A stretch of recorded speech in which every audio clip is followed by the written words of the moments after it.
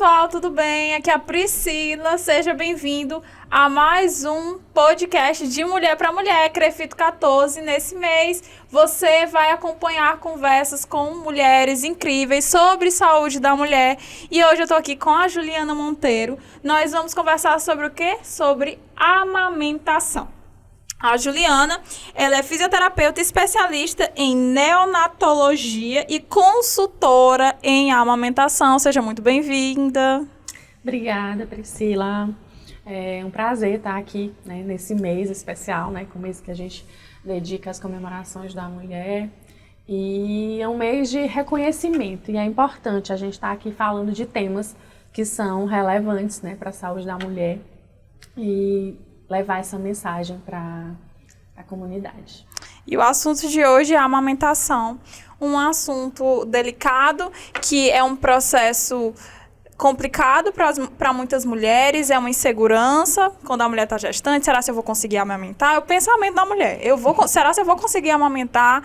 Então, eu queria que já nessa primeira pergunta você especificasse para a gente como é que é o trabalho do fisioterapeuta nessa questão da amamentação. Bom, o trabalho com a amamentação, ele não é só do fisioterapeuta, né, na assistência à saúde da mulher. Ele é de toda a equipe que faz essa assistência.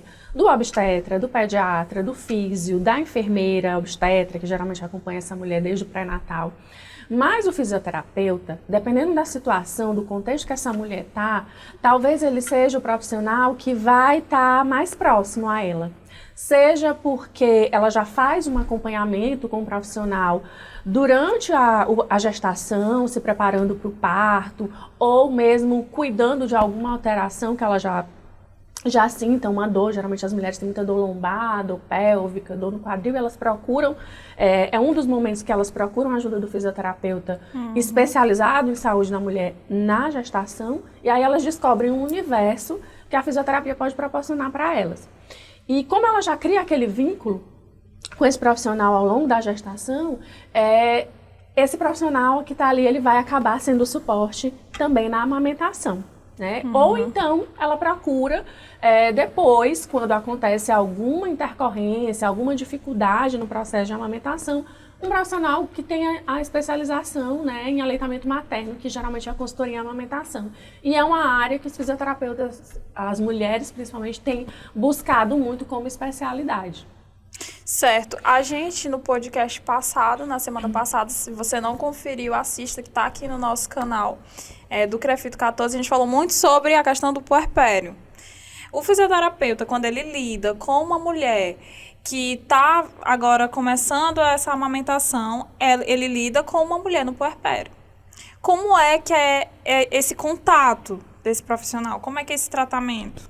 Então, eu costumo dizer que a gente que trabalha com amamentação, que trabalha com assistência no pós-parto, a gente é rede de apoio também, né? Rede de apoio especializada, não é família, mas a gente é rede de apoio.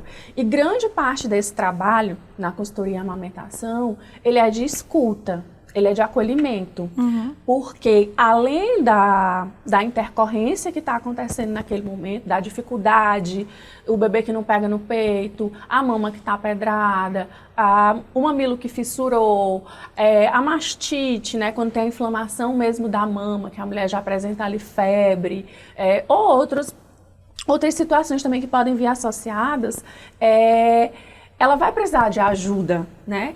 E o fisioterapeuta, ele entra ali como rede de apoio. E ele não vai entrar só na conduta, para conduzir aquela situação. Então vamos fazer um laser para fissura, vamos conduzir essa lesão, vamos fazer uma massagem, uma ordenha. Não.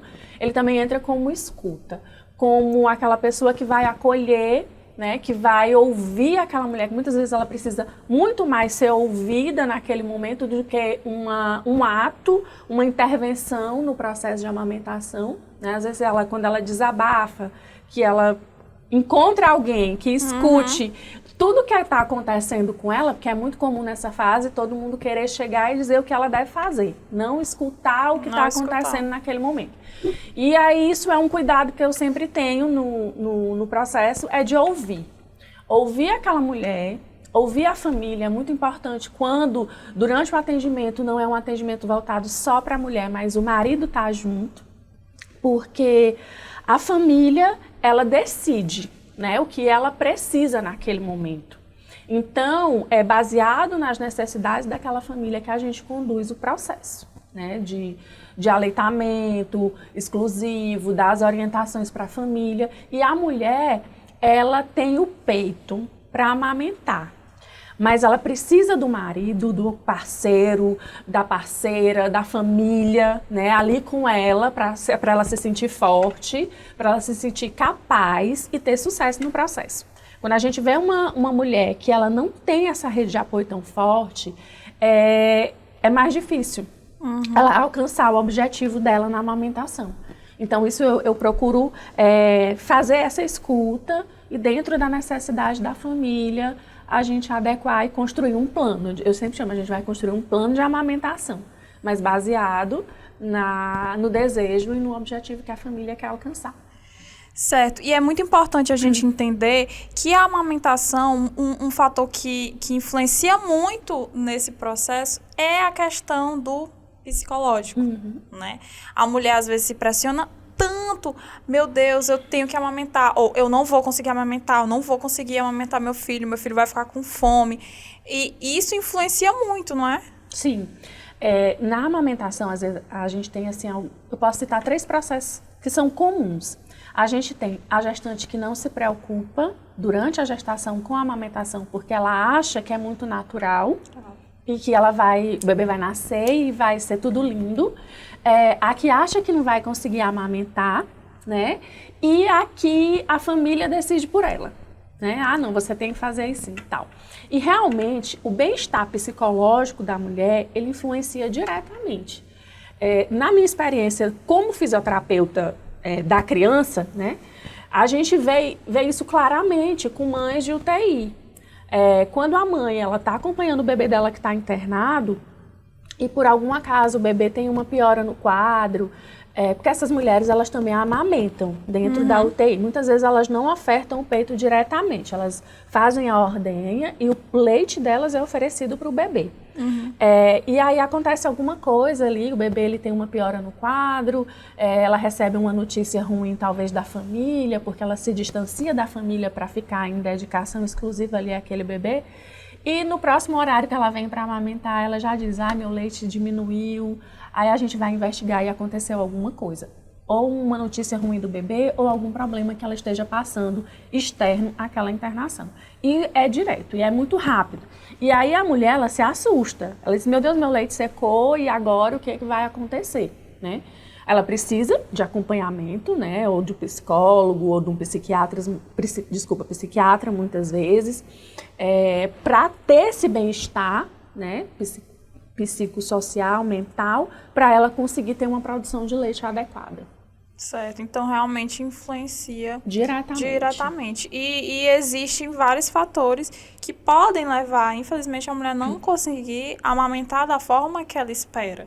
Quais são esses fatores, assim, geral? É difícil, né, determinar os fatores assim? É difícil, porque ele é muito individualizado. Mas uma coisa que a gente vê corriqueiramente, mulheres que não conseguem amamentar, às vezes por uso de alguma medicação, né, elas podem ter algum problema de saúde, alguma doença crônica, que ela precisa fazer uso daquela medicação por questão de saúde e ela não pode amamentar porque o bebê não pode receber aquele medicamento. E ele passa através do leite materno. Às vezes a gente tem algumas questões físicas, anatômicas. Por exemplo, a mulher que ela tem uma mama muito volumosa e ela passa por cirurgia de redução de mama antes de engravidar e antes de amamentar. Dependendo do processo cirúrgico, da técnica cirúrgica que é feita, da quantidade de tecido mamário que é retirado, essa mulher, ela pode não conseguir amamentar. Mas isso a gente precisa pagar para ver, né? Precisa esperar a descida do leite, produzir o leite, para ver se ela vai conseguir produzir leite suficiente ou não para aquele bebê. Porque da mesma forma existe a mulher que não consegue amamentar após redução de mama, tem mulher que amamenta tranquilamente. Então é muito único. cada processo ele é muito único. A gente precisa realmente esperar e ver como vai Você ser. falou da cirurgia de redução mamária e a questão da prótese de silicone. Existe nessa questão, a mulher que ela tem silicone, ela vai conseguir amamentar normalmente ou tem essa dificuldade também? Ou é como você falou, tem que pagar para ver? A mulher que coloca silicone, ela, teoricamente, tá? E praticamente também ela não tem nenhum fator que interfira na produção de leite. Por quê? A prótese de silicone, ela é colocada ou atrás da glândula mamária ou abaixo do músculo do peitoral que fica atrás da glândula. Então, ela não vai impactar na produção de leite como a cirurgia de redução, que você retira tecido, você retira a glândula, né, da mama. O que pode acontecer com mulheres que têm prótese é que ela vai ter uma apojadura mais dolorosa. O que é a apojadura? É a descida do leite. É quando o bebê nasceu, e é muito comum isso nos primeiros dias ali, primeiras 24, 48 horas, a mulher quase não produz leite. Vai sair gotículas, tá? Que é o colostro, que é um leite em pouca quantidade, mas que é extremamente nutritivo e importante para o bebê, né? Ele é rico em imunoglobulinas, a gente chama de primeira vacina, que ele vai passar muita coisa da imunidade da mãe para o bebê, que é o colostro. E ele é pouco, tá? Nas primeiras 24 horas. E o bebê ele não vai precisar de uma grande quantidade de leite no primeiro dia de vida dele, porque o estômago dele é muito pequeno, tá? Então, a prótese, o que acontece? Na apojadura, a apojadura ela vai vir ali 48 horas depois do parto, mas ela pode vir até 7 dias depois. Essa descida do leite, que é quando a mama fica dura, empedrada, né? Fica difícil do bebê abocanhar e difícil também até de extrair o leite, porque a mãe pode também estar com edema no corpo do pós-parto e isso dificulta também a descida desse leite. Tá? E com a prótese ali é um instrumento que faz que isso engurgite mais, tá? Então ela pode ter uma apojadura mais dolorosa. A mulher que tem silicone, ela precisa de um cuidado redobrado em relação a isso. Por quê? Com a apojadura, a mama fica dura, o bebê não pega direito, pode vir uma fissura, a fissura vai causar mais dor, então ela precisa de um manejo mais minucioso, para ela não sofrer tanto nesse processo. Vai ser regra? Não. Às vezes tem uma mulher que tem prótese e que ela vai ter uma apojadura tranquila, menos dolorosa como uma outra que não tem prótese. Mais uma vez, é individualizado. Precisa observar. Você falou aí que é cerca de uma semana para que a mulher consiga, para o leite descer, no caso? Pode ser até uma semana. Até uma semana. Do primeiro dia do parto, ele pode descer em 24, 48 horas ou em até 7 dias. Durante os primeiros 10 dias, é comum a mama ficar muito engurgitada, porque é o período de apojadura. A apojadura ela é importante para a gente estabelecer produção de leite. Quando a mama está muito cheia, a gente precisa que esse bebê sugue, né? E esvazie aquela mama. Porque se o bebê não suga e aquele leite fica parado, eu posso ter algumas intercorrências. Eu posso ter mastite, que é quando eu tenho uma inflamação das glândulas mamárias, tá? E a mulher vai ter febre, ela pode precisar tomar antibiótico. E quando o leite fica parado, né, que eu não extraio aquele leite ou o bebê não mama, o corpo da mulher, ele entende o quê? Que ele não precisa produzir tanto leite assim. Aí a produção dela vai caindo, porque o que acontece? Quanto mais o bebê suga, quanto mais extrai o leite do peito, mais o organismo entende que ele tem que produzir. Então a fase da apojadura, ela é ali um nivelamento, tá? O organismo manda tudo que ele tem em carga máxima e aí você vai administrar, colocando o bebê para sugar. Quanto mais ele sugar, mais leite vai sair, mais leite você vai ter. Então, se passar desses 7 dias, já é para ter uma atenção. No caso dessa produção, se passar dos 7 dias ainda tá tendo muita dificuldade de descer o leite, aí é para ter uma atenção em relação a isso, né? Isso, aí o que é que você vai fazer? Existe um acompanhamento que é feito com o pediatra, que é a primeira consulta pós-parto, né? A primeira consulta do bebê no pediatra. Essa consulta ela deve ser feita entre o 7º, 10º, no máximo 15º dia de vida. Por quê? Ali, o médico ele vai fazer uma avaliação do ganho de peso do bebê, porque o bebê, quando ele nasce, ele também perde peso. Então, ele vai com aquele ganho de peso, ele vai ter um parâmetro se a mãe está produzindo leite suficiente, tá? Pro nascimento pro bebê crescer. E aí ele vai pesar o bebê, vai acompanhar e vai dizer, não, mãe, tá ok, tá produzindo leite suficiente. Como é que tá a mama? Ele também vai fazer essa avaliação. E esse trabalho, ele é muito via de mão dupla, do pediatra com o consultor em amamentação. A gente tem muita troca nesse momento, porque a gente faz o acompanhamento dia a dia e aí o pediatra também fica fazendo esse acompanhamento nas consultas. Se o bebê não está ganhando o peso adequado, a gente vai procurar os fatores. Vai ver a produção de leite, né? Ah, mãe, o bebê está mamando de quanto em quanto tempo? Mama de 2 horas? Dorme bem? Como é que está xixi, cocô, a quantidade? Tudo isso a gente avalia para ver se realmente tem uma boa produção. Se não tem uma boa produção de leite materno, aí a gente vai para as alternativas, que aumentar essa produção de leite com estratégias que aumentem a produção de leite, ou, se for extremamente urgente, complementar com fórmula, né, com leite de lata. E como é que são essas estratégias de estímulo? A mulher, ela pode usar medicamentos sob prescrição médica, né? O médico ele vai prescrever o remédio, vai orientar o uso. E associado a isso, a gente aumenta as ordenhas. Ela pode fazer uma ordenha manual, o bebê mama e depois ela tira mais leite, porque o organismo vai entender que ela precisa produzir mais. Quanto mais eu tiro, mais eu produzo. E também, em alguns casos, o uso da fórmula. Né? Que a gente opta por não usar bicos artificiais para ofertar essa fórmula, nem mamadeira, né? Nem chuquinha.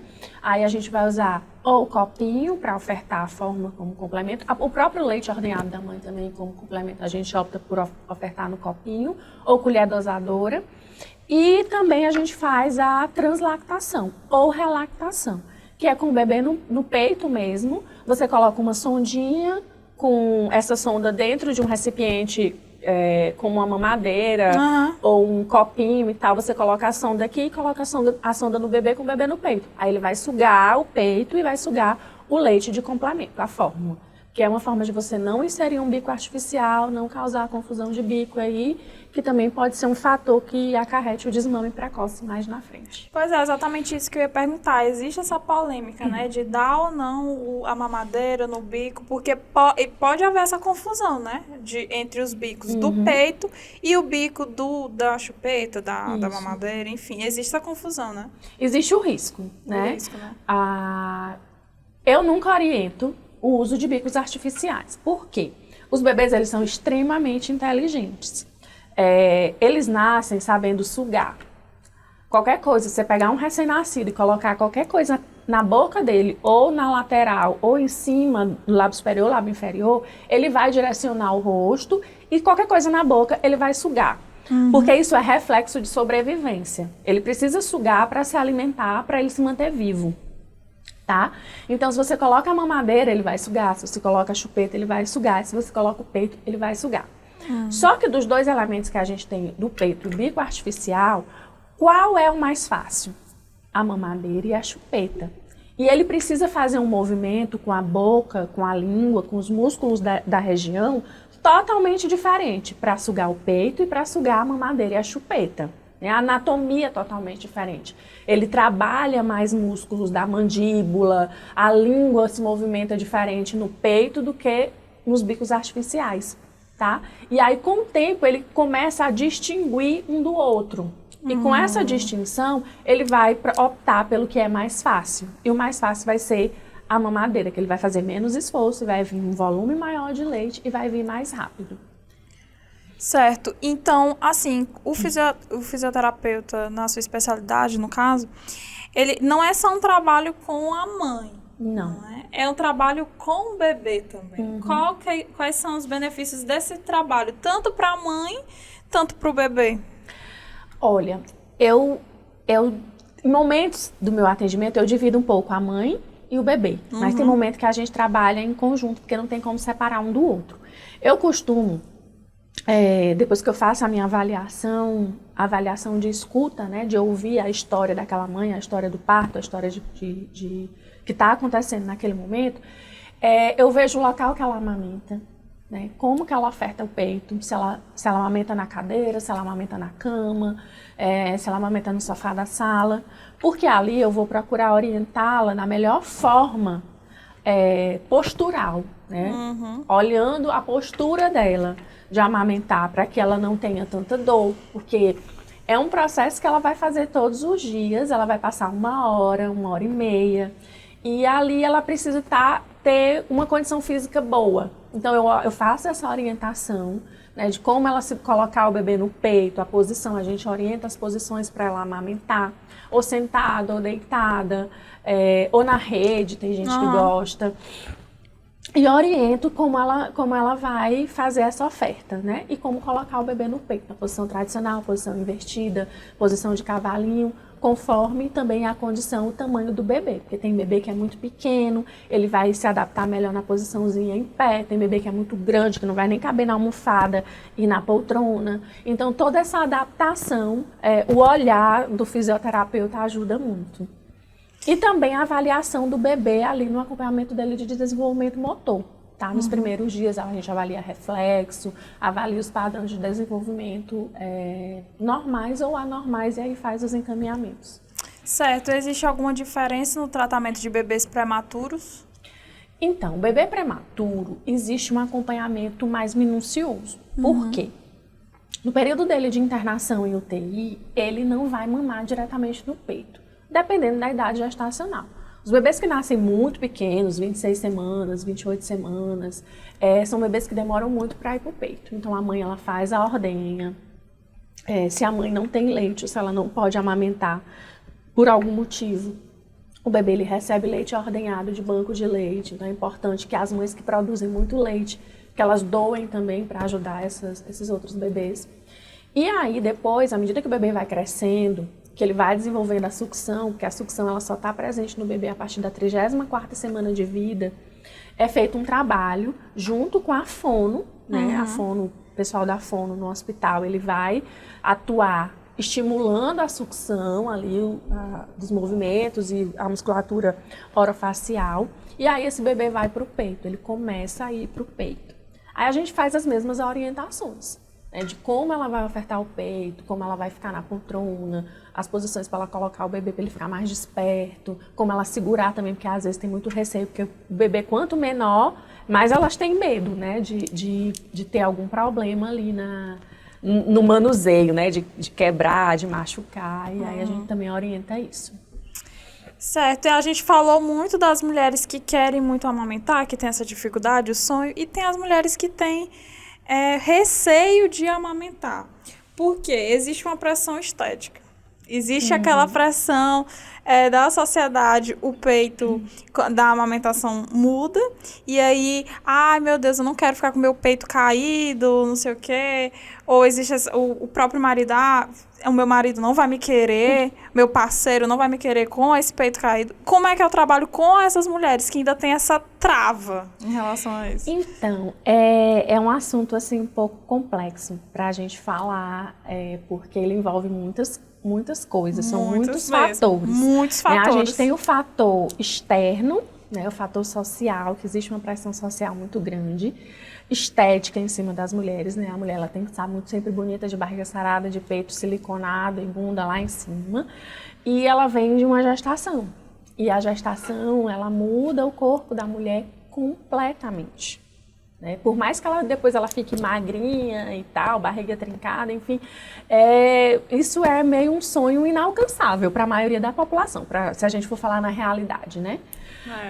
Muito difícil você chegar naquele objetivo que é o modelo que é vendido, o modelo instagramável, que a gente pode exatamente. falar. Existe essa pressão muito grande.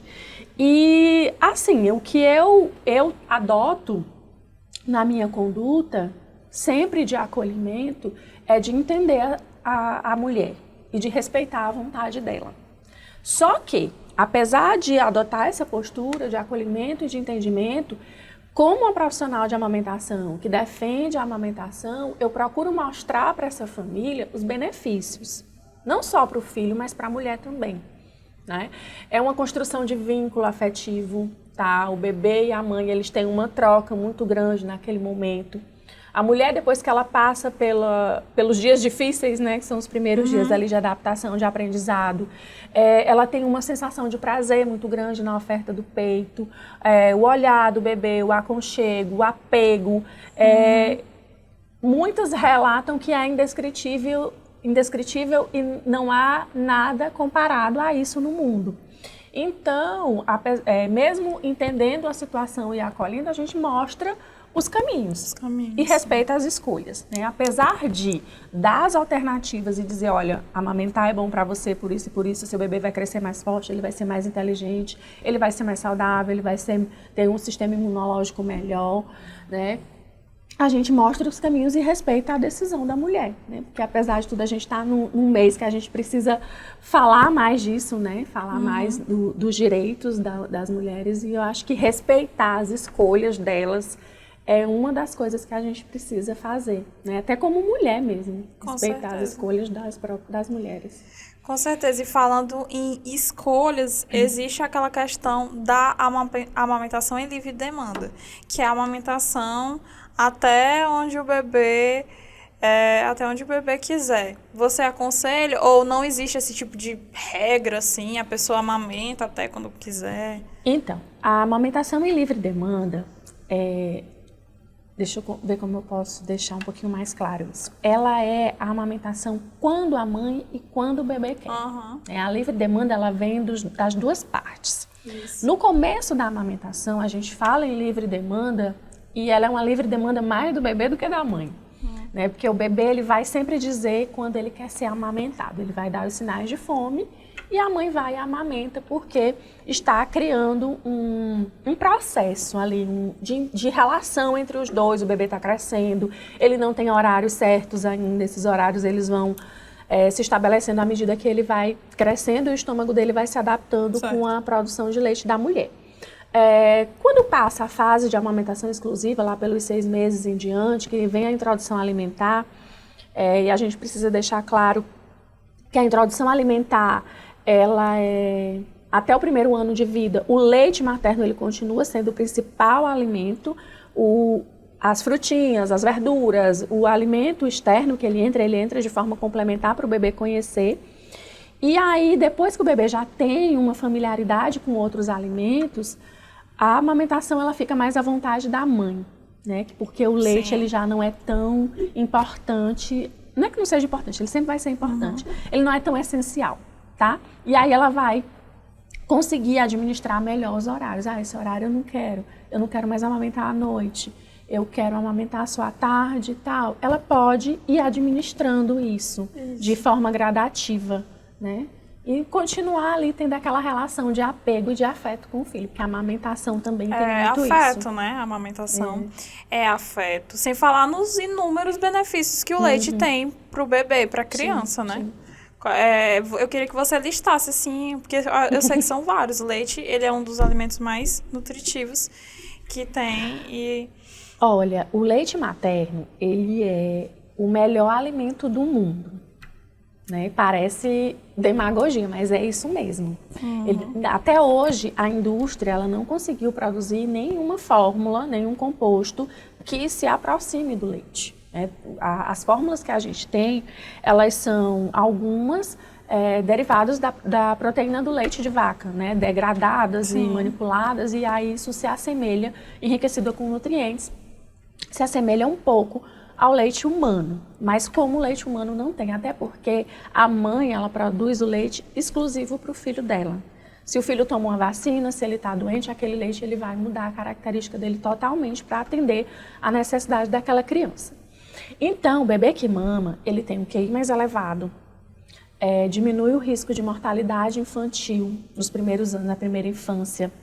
É uma criança que tem um sistema imunológico mais forte, então a chance dela ter doenças respiratórias é menor do que uma criança que não mamou exclusivamente no peito. Isso não quer dizer que ele mame 2 anos. O bebê que mama até 6 meses, ele já tem essa imunidade maior, a inteligência maior. Então, assim, são só benefícios. Ele é um processo trabalhoso, né? É difícil no começo, mas eu acredito que ele é recompensador para os benefícios que você tem ao longo da vida da criança. A criança cresce mais, ela é mais alta, ela diminui o risco de ter obesidade na vida futura, doenças cardiovasculares, isso tudo diminui ao longo do tempo. vale muito a pena, vale né? muito a pena. Vale muito a pena insistir na amamentação, insistir em amamentar os filhos, porque muitas mulheres têm dificuldade, muitas mulheres acabam desistindo por ser um processo muito doloroso, né? É doloroso, não é? É doloroso no começo, mas depois quando a mãe e o bebê eles se encaixam ali é só sucesso. Isso, e realmente eu acredito que você esclareceu muito até minhas dúvidas em relação à amamentação. Nosso podcast, infelizmente, vai chegando ao fim. Mas eu quero te agradecer muito pela participação. Eu queria que você deixasse um recado para quem está passando por isso, por esse momento que é maravilhoso, que por mais que a gente tenha falado das dificuldades, também falamos dos benefícios, que a mulher, é importante ela ter o acompanhamento do fisioterapeuta, não somente do fisioterapeuta, mas da sua rede de apoio, do ginecologista, do pediatra. E eu queria que você deixasse um recado justamente para essa mulher que está assistindo, que está se identificando aqui com tudo que a gente está conversando. Então, Priscila, quero agradecer também o convite. É muito bom estar aqui, ter esse momento com vocês e conversar sobre esse assunto, que eu acho que a gente precisa falar muito sobre isso. Sim, com certeza. E para quem está assistindo a gente, para as mulheres que estão aí grávidas ou pensando em engravidar ou que estão passando pela amamentação, pelos desafios, procurem ajuda, né? Ajuda especializada, porque nem todo profissional de saúde, seja ele médico, fisioterapeuta, enfermeiro, qualquer um que seja, nem sempre ele é um profissional amigo da amamentação. Então, se você tem o desejo de amamentar exclusivamente no peito, se cerque de médicos, pediatra, obstetra, enfermeiro, fisioterapeuta, dentista, todos esses que sejam profissionais amigos da amamentação e que defendam, que tenham conhecimento de causa, tá? Porque a amamentação, ela envolve muitas lendas, né? A gente tem muita simpatia, muita coisa assim, tem muita coisa que funciona e tem coisa que não funciona. Então, antes de se entregar para a ciência popular, procura a ajuda do especialista, procura o profissional que realmente vai ter conhecimento científico para te ajudar da melhor forma, de forma mais rápida. Porque às vezes você vai para a ciência popular, você dá tantas voltas e pode resolver o problema de uma maneira mais rápida e eficaz. Então é isso, é procurar profissionais, amigos da amamentação e que entendam realmente de aleitamento materno. Certo, muito obrigada, te agradeço de novo e agradeço você que está nos acompanhando. Eu peço para que você continue nos acompanhando o nosso podcast. Próxima semana tem mais conversa, tem mais profissional para falar sobre saúde da mulher. No programa passado nós falamos sobre gravidez e maternidade, hoje sobre a amamentação e eu te espero na próxima semana. Tchau, tchau!